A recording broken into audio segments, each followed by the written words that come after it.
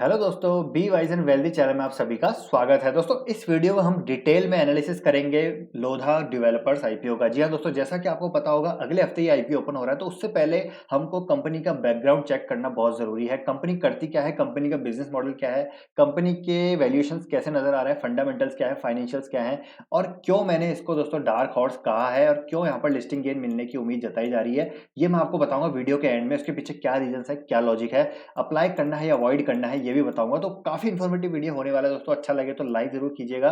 Channel पे नए हैं, अभी तक सब्सक्राइब नहीं किया चैनल को दोस्तों, जरूर सब्सक्राइब कर लीजिए। तो जैसा आप स्क्रीन पे देख पा रहे हैं दोस्तों, अगर हम इंडियन जब भी बात करते हैं Indian real estate residential, specially residential real estate developers की, तो लोधा ग्रुप का नाम सबसे ऊपर आपको देखने को मिलता है। जी हाँ दोस्तों, उसके बाद है देखिए गोदरेज प्रॉपर्टीज, प्रेस्टीज ग्रुप, शोभा लिमिटेड, डीएलएफ, ओबरॉय। सेल्स की बात करें तो देखिए 500 बिलियन रुपीस की यहाँ पर सेल्स है और अपने सेकंड नंबर के कॉम्पिटिटर से दोस्तों ऑलमोस्ट डबल है। तो आप समझ सकते हैं कि कितना बड़ा ये एक तरह से डेवलपर है रेजिडेंशियल में। और कंपनी बेसिकली जो मेजरली काम करती है वो एमएमआर रीजन में करती है। एमएमआर मतलब जैसे एनसीआर होता है ना, नेशनल कैपिटल रीजन, वैसे ही एमएमआर होता है मुंबई मेट्रोपॉलिटन रीजन। तो यहाँ पर कंपनी ज्यादातर इसके प्रोजेक्ट्स जो है मुंबई के आसपास के आउटस्कर्ट्स में ही कंपनी जो है मुंबई के इलाकों में ही चलते हैं। तो इसलिए यहाँ पर कंपनी के आपको ज्यादातर आपको जो है रेवेन्यू यहीं से जनरेट होता हुआ दिखेगा। तो जब मैं बोल रहा था दोस्तों डार्क हॉर्स, तो एक रीजन सबसे बड़ा इसका यही है कि ये मुंबई के सबसे बड़े डेवलपर्स में कंपनी काम करती है। और मुंबई दोस्तों आपको पता है सपनों की नगरी है। बहुत सारे रियल एस्टेट डेवलपमेंट्स वहाँ पे चलते रहते हैं, कंस्ट्रक्शंस, प्रोजेक्ट्स, पता नहीं क्या क्या वहाँ पर दोस्तों आपको देखेगा, बड़ी बड़ी बिल्डिंग्स चलती रहती है। तो लोधा डेवलपर सबसे बड़ा नाम है और टॉप 7 मार्केट्स में आता है। जब भी रियल एस्टेट रेजिडेंशियल की बात होती है तो एमएमआर वहाँ पर टॉप पे आता है। उसके बाद देखिए आई थिंक एनसीआर आता होगा। एनसीआर, हैदराबाद, पुणे, कोलकाता, चेन्नई, ये कुछ टॉप मार्केट्स हैं जहाँ पर रियल एस्टेट्स के, यहाँ पर एमएमआर सबसे टॉप पे आता है और यहाँ पर लोधा ग्रुप सबसे बड़ा नाम है। तो ये एक रीजन है कि क्यों यहाँ पर कंपनी फायदे में रह सकती है रियल एस्टेट जब यहाँ से वापस से जो है परफॉर्म करना चालू करेगा। ये एक रीजन है। और जो मेन रीजन है सेकंड, वो आपको वीडियो के एंड में बताऊंगा। तो ये था कंपनी के बिजनेस मॉडल से रिलेटेड कुछ बातें, कंपनी काम क्या करती है, कौन से रीजन में काम करती है, और कंपनी की सेल्स जो है इनके कॉम्पिटिटर से किस तरह से डिफरेंशिएटेड है। अब बात करें इसके बारे में थोड़ी सी और, तो देखिए जानने की कोशिश करेंगे। 1995 में इनकॉर्पोरेटेड हुई थी। अब इसका नाम मैक्रोटेक डेवलपर्स हो चुका है और लार्जेस्ट रियल एस्टेट डेवलपर है इंडिया का।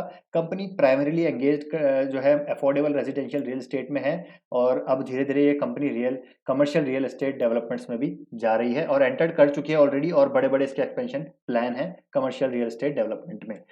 कहाँ पर देखिए रीजन कहाँ कहाँ पर काम करती है, पल्लवा, नवी मुंबई, डोंबिवली, थाने आउटस्कर्ट्स, अमारा थाने, लोधा स्टर्लिंग थाने, ये जोगेश्वरी, पुणे, मीरा रोड। तो ये कुछ ऐसी जगह हैं जहाँ पर कंपनी के अफोर्डेबल और मिड इनकम हाउसिंग प्रोजेक्ट्स चलते हैं और बहुत ही बड़े पैमाने पे चलते हैं। और सबसे ज्यादा रेवेन्यू दोस्तों इन्हीं सेगमेंट से कंपनी जनरेट करती है, जो कि है 57.77। तो जो कि बहुत बड़ा एक यहाँ पर रेवेन्यू का पोर्शन है। अब देखिए under the logistic and industrial park portfolio, company ने प्लान किया है industrial park over 800 acres of land near Pallava. Commercial real estate portfolio में देखिए इनके क्या क्या आते हैं, कॉर्पोरेट ऑफिस आते हैं, IT campuses, boutique office spaces. तो ये कुछ इनके डेवलपमेंट्स हैं और प्रोडक्ट पोर्टफोलियो है। कंपिटिटिव स्ट्रेंथ की बात की जाए तो largest residential real estate developer है इंडिया का, स्ट्रॉन्ग सेल्स डिस्ट्रीब्यूशन नेटवर्क है, ब्रांड इक्विटी है, premium pricing, strong project execution capabilities है, एक्सपीरियंस्ड मैनेजमेंट टीम है।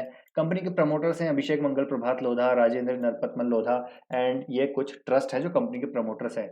फाइनेंशियल्स की बात की जाए तो देखिए एसेट्स आप देखेंगे तो यहाँ पर थे 478, फिर बड़े 498, फिर थोड़े से कम हुए 20 में, और सेम फाइनेंशियल ईयर में दिसंबर में थोड़े से और कम हुए।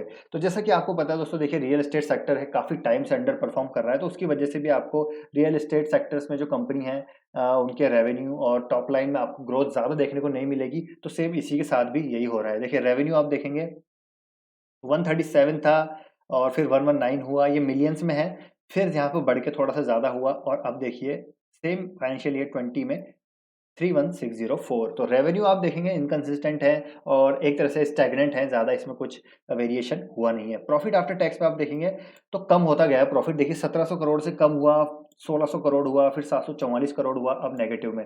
तो ये सबसे नेगेटिव पॉइंट है इसका कि कंपनी प्रॉफिट जो है, हालांकि प्रॉफिट कर रही है लेकिन स्टिल आप देखेंगे प्रॉफिट धीरे धीरे इनका डिक्लाइन हो रहा है, जो कि एक नेगेटिव यहाँ पर आउटलुक देता है कंपनी के लिए। ऑब्जेक्टिव ऑफ द इशू क्या है? To reduce aggregate outstanding borrowing. तो कंपनी पे डेट है करीब 1500 करोड़ का, ये डेट इस आईपीओ से चुकाने वाली है, जहां पर ये 250 करोड़ रेस करने वाले हैं। उसमें से 1500 करोड़ डेट में होगा और बाकी जो है कुछ land and development rights acquire करेंगे और to meet general corporate purposes. IPO details हम जान लेते हैं। तो देखिए 7 को ओपन हो रहा है, 9 को क्लोजिंग हो जाएगी। बुक बिल्ट इशू है, 10 रुपए पर इक्विटी शेयर फेस वैल्यू है। 483 से 486 यहाँ पर प्राइस बैंड रखा गया है। मार्केट लॉट 30 शेयर्स का है। 2,500 करोड़ का यहाँ पर ये आईपीओ है, मतलब बड़ा आईपीओ है, छोटा आईपीओ नहीं है। तो ये है जो है आईपीओ की डिटेल्स। तो अब बात करें, देखिए इसमें हमको वैल्यूएशंस की बात करें, वैल्यूएशंस पॉइंट ऑफ व्यू से दोस्तों ये कंपनी अभी सस्ती नजर आ रही है। इसका मार्च 20 का ईपीएस 18 के आसपास है। अगर 436 के जो इसका अपर प्राइस बैंड है 436 का ही है I guess, let's see, yes 486 actually, 486 पे 18 का प्राइस बैंड है। तो करीब करीब आप मान के चलिए कि 20 तो करीब करीब 30 के आसपास, मतलब 25 से 30 के बीच में इसका जो है पी रेशो आ रहा है। और कंपैरिजन करते हैं इसके पी का इसके कंपटीटर से, जो कि है गोदरेज प्रॉपर्टीज प्रेस्टीज। तो ये कंपनी दोस्तों जो है इसकी नियरेस्ट कंपटीटर है। इनके वैल्यूएशन पॉइंट ऑफ व्यू से ये कम नजर आ रही है। जी हाँ दोस्तों, गोदरेज प्रॉपर्टीज का वैल्यूएशन काफी हाई है। प्रेस्टीज का आई गेस अभी 90 के आसपास चल रहा है। तो अगर लोधा का देखें तो 27 के 28 के पीई पे चल रही है। तो कंपनी यहाँ पर definitely valuation point of view से अच्छी नजर आ रही है। तो एक ये रीजन है यहाँ पर, मुझे लग रहा है कि ये कंपनी लिस्टिंग गेन थोड़ा बहुत दे सकती है, क्योंकि यहाँ पर वैल्यूएशन स्ट्रेच नहीं है, थोड़ा सा यहाँ पर हेडरूम बचा हुआ है। तो इसकी वजह से लग रहा है मुझे लिस्टिंग गेन मिलेगा वैल्यूएशन पॉइंट ऑफ व्यू से हम बात करें तो। और दूसरा पॉइंट ऑफ व्यू दोस्तों रियल एस्टेट में, अब दोस्तों यहाँ पर आप देख रहे हैं कि थोड़ा वापस से परफॉर्मेंस आना चालू हुआ है। और दूसरा रीजन लोधा ग्रुप के साथ सबसे बड़ा रीजन क्या है कि ये क्यों मुझको डार्क हॉर्स साबित होता हुआ नजर आ रहा है, इसके पीछे रीजन है, अभी आप देखेंगे दोस्तों महाराष्ट्र गवर्नमेंट ने स्टाम्प ड्यूटी कम की है। जी हाँ दोस्तों, सितंबर से लेकर दिसंबर तक 5% से रिड्यूस करके 3% कर दी थी। और फिर अब जनवरी से लेकर मार्च 2021 तक इन्होंने 2% कर रखी थी। हालांकि अब यहाँ पर एक्सटेंड नहीं कर रहे हैं। तो इस दौरान दोस्तों काफी अच्छे जो है रजिस्ट्रेशन हुए हैं प्रॉपर्टी के। जी हाँ दोस्तों, बहुत ज्यादा प्रॉपर्टी के रजिस्ट्रेशन हुए हैं। मतलब आप ये रिपोर्ट पढ़ना तो आपको पता चलेगा कि पूरे एक साल के प्रॉपर्टी के रजिस्ट्रेशन जितने एक साल में होते हैं दोस्तों, उन्होंने 2 महीने में यहाँ पर इतने प्रॉपर्टी के रजिस्ट्रेशन हो गए because the cut in the stamp duty. और ये नंबर बहुत बड़ा आने वाला है एमएमआर रीजन में। तो अब एमएमआर रीजन की जब बात होती है तो सबसे बड़ा यहाँ पर जो ग्रुप है लोधा ग्रुप है, लोधा डेवलपर्स है, जो कि मिड इनकम हाउसिंग और अफोर्डेबल हाउसिंग में यहाँ पर प्रोजेक्ट्स लॉन्च करता है बहुत सारे।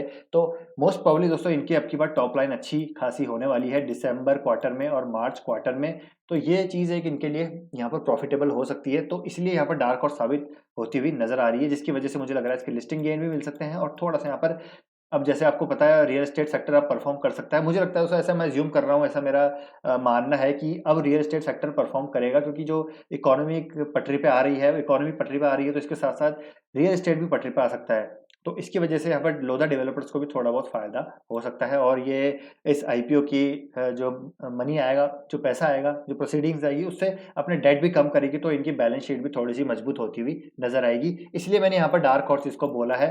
और लिस्टिंग गेन भी इसीलिए मेरे को लग रहा है कि मिलते हुए दिखेंगे। हालांकि अभी भी दोस्तों हमको देखना पड़ेगा।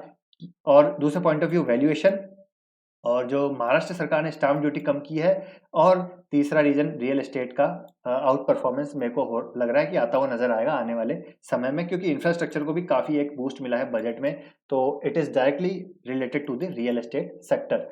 तो ये चीजें हैं जिसकी वजह से मुझे लग रहा है कि ये अच्छा परफॉर्म कर सकती है। लेकिन अल्टीमेटली दोस्तों हमको करना क्या है, अप्लाई या फिर अवॉइड? तो सबसे पहली बात दोस्तों, इसको मैं अवॉइड कैटेगरी में रखूंगा। जी हाँ दोस्तों, अब आप बोलेंगे मैंने इतनी अच्छी चीज बोली लेकिन अवॉइड कैटेगरी स्टिल क्यों रख रहे हैं? मैंने सिर्फ लिस्टिंग गेन के पॉइंट ऑफ व्यू से दोस्तों ये बोला है, लॉन्ग टर्म के लिए मेरे हिसाब से ये अवॉइड है।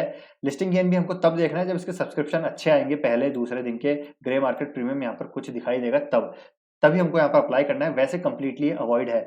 और अवॉइड इसलिए भी है दोस्तों, इसके जो प्रमोटर्स हैं उनके ऊपर काफी लिटिगेशन है, मतलब सिविल केसेस मतलब दुनिया भर के भरे पड़े हैं इनके ऊपर, क्रिमिनल केसेस दुनिया भर के पड़े हुए हैं, टैक्स केसेस रिलेटेड केसेस हैं जो दुनिया भर के पड़े हुए हैं। मतलब यहाँ पर मतलब बहुत लंबी लाइन है दोस्तों जो इनके ऊपर लिटिगेशन है उनकी। तो इसकी वजह से यहाँ पर ये डेफिनेटली अवॉइड कैटेगरी में जाती है। अब आपको अप्लाई करना ही है, मतलब रियल एस्टेट में जाना ही है, तो दोस्तों मैं आपको बोलूँगा, देखिए सिक्लिकल सेक्टर है। रियल एस्टेट जब इकोनॉमी परफॉर्म करेगी तभी रियल एस्टेट भी आपको चलता हुआ दिखाई देगा। तो यहाँ पर अगर आपको परफॉर्म करना ही है रियल एस्टेट में इन्वेस्ट तो प्रेस्टीज ग्रुप दोस्तों मुझे इससे अच्छा लगता है। सेकंड गोदरेज प्रॉपर्टीज और तीसरा दोस्तों रीट बिजनेस RIET। जी हाँ दोस्तों, जिसमें कि अभी आपको पता है एम्बेसी और ब्रुकफील्ड और माइंड स्पेस रीट जो है लिस्टेड है। तो ये रीट बिजनेस मुझे सही लगता है। तो इन तीन के ऊपर आप जरूर कंसिडर कर सकते हैं, अपनी रिसर्च कर सकते हैं, तब आप यहाँ पर जरूर डिसीजन ले सकते हैं। लोधा ग्रुप को मैं अभी अवॉइड करूंगा, क्योंकि अगर बात करें एमएमआर रीजन की तो एमएमआर में जरूर इसका बड़ा नाम है, लेकिन पैन इंडिया प्रेजेंस इन दोनों कंपनीज की दोस्तों अच्छी है, गोदरेज और प्रेस्टीज की, और इनके फंडामेंटल्स भी बहुत ही बेहतरीन है।